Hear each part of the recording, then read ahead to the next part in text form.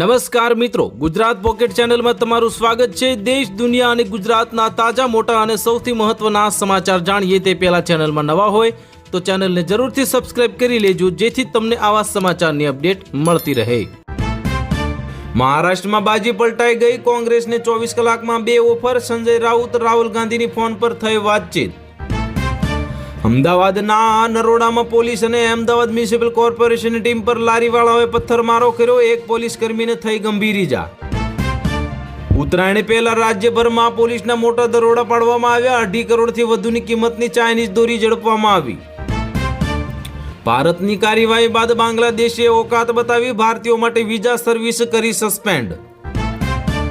અચાનક દિલ્હી પહોંચ્યા નીતિશ કુમાર। પ્રધાનમંત્રી મોદી સાથે કરી મુલાકાત। બિહારના સર્વાંગી વિકાસના મુદ્દે થઈ ચર્ચા।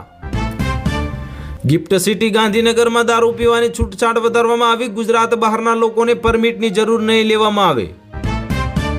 ભાડુઆત વિવાદમાં રેવન્યુ ઓથોરિટી અને મામલતદારને જ અંતિમ નિર્ણયની સત્તા। ગુજરાત હાઈકોર્ટનો મહત્વપૂર્ણ ચુકાદો કરવામાં આવ્યો જાહેર।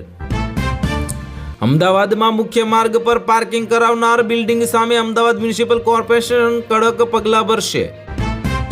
ચૈતર વસાવાએ માર્ગ અને મકાન વિભાગના મોદી પાસે હવે ₹75 લાખ માંગ્યા। સાંસદ મનસુખ વસાવાએ લગાવ્યા ગંભીર આરોપ। પૂર્વ નાયબ મુખ્ય પ્રધાન નીતિન પટેલની કાર્યકરોને શીખ આપવામાં આવી। કારમાં ભાજપનો ખેલ લટકાવવાથી કોઈ નેતા ના બની જવાય। વડોદરાના ડભોઈમાંથી રૂપિયા 7,000ની કિંમતની ચાઇનીઝ દોરી ઝડપાઈ। હવે ખેલાયો મોટો ખૂની ખેલ। બાંગ્લાદેશમાં હિન્દુઓ પર થઈ રહેલા અત્યાચાર મામલે અમદાવાદમાં VHP દ્વારા વિરોધ કરવામાં આવ્યો।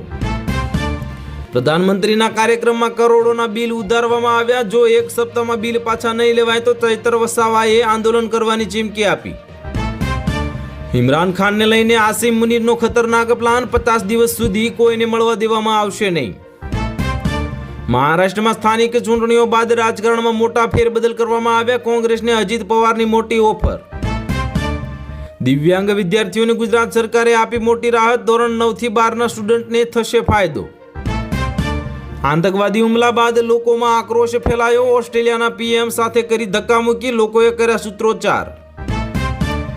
નવી મુંબઈ એરપોર્ટ બનશે હાઈટેક, ફ્રી વાઈફાઈ અને ડિજિટલ આસિસ્ટન્ટની સુવિધા સાથે અદાણી ગ્રુપનો મોટો પ્લાન। રાજધાનીમાં હવે ચાલશે ઓલા ઉબેરની બસ। હવે પ્રદૂષણ ઓછું કરવા મુદ્દે મુખ્યપ્રધાન રેખા ગુપ્તાએ બોલાવી હાઈ લેવલની બેઠક।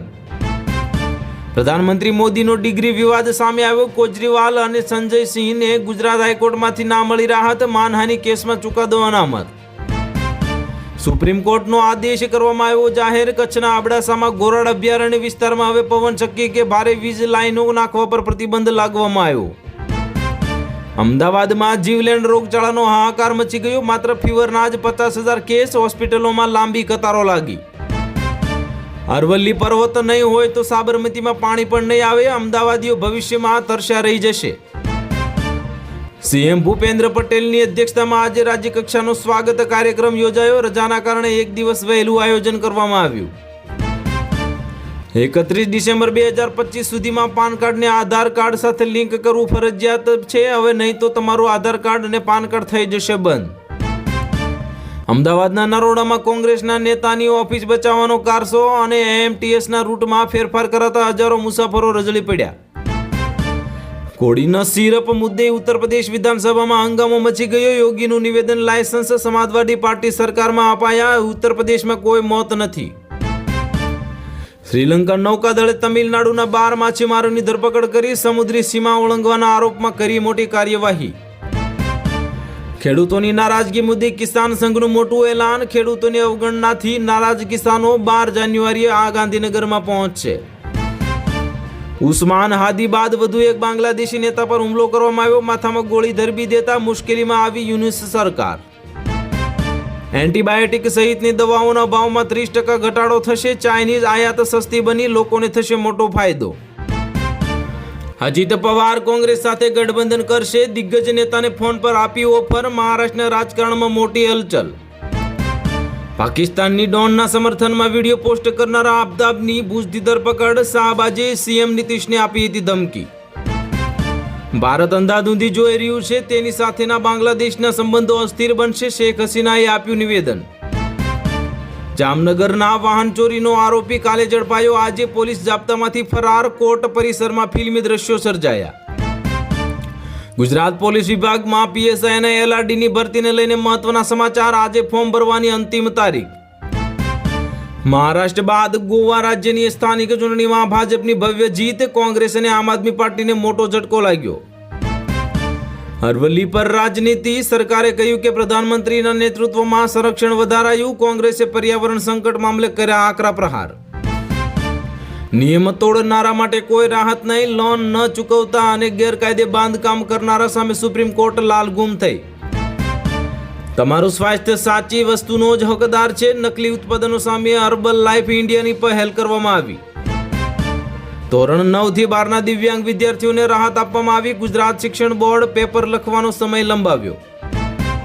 અમદાવાદ એલસીબીએ હવે આંતરરાજ્ય વાહન ચોરીના રેકેટનો કર્યો પર્દાફાશ, 2 લોકોની ધરપકડ, 10 ટુ વ્હીલ જપ્ત કરવામાં આવી. મહારાષ્ટ્રમાં દાદા ફરી સૌને ચોંકાવશે, પુણેથી લઈને મુંબઈ સુધી રાજકારણમાં હલચલ તેજ.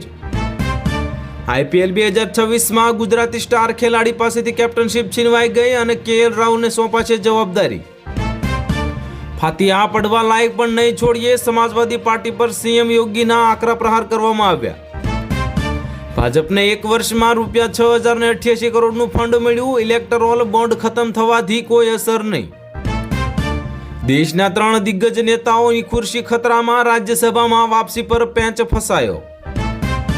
સોનિયા ગાંધી અને રાહુલ ગાંધીને ફરી ઝટકો લાગ્યો, નેશનલ હેરાલ્ડ કેસમાં નોટિસ આપવામાં આવી, 6 દિવસ અગાઉ જ મળી હતી કેસમાં રાહત. ભાજપે એક જ પરિવારના 6 ઉમેદવાર ચૂંટણી મેદાનમાં ઉતાર્યા, 6 હાર્યા, મહારાષ્ટ્રમાં ગજબ ખેલ ખેલાયો. ભારત અને ન્યૂઝીલેન્ડ વચ્ચે ઐતિહાસિક ટેરિફ મુક્ત વેપાર સમજૂતી કરવામાં આવી, કૃષિથી લઈને ટેક્સટાઇલ ઇન્ડસ્ટ્રીને મોટો ફાયદો થશે. એર ઇન્ડિયાના વિમાને ઉડાન ભરતા જ જમણું એન્જિન બંધ, દિલ્હીમાં ઇમરજન્સી લેન્ડિંગ કરવામાં આવ્યું.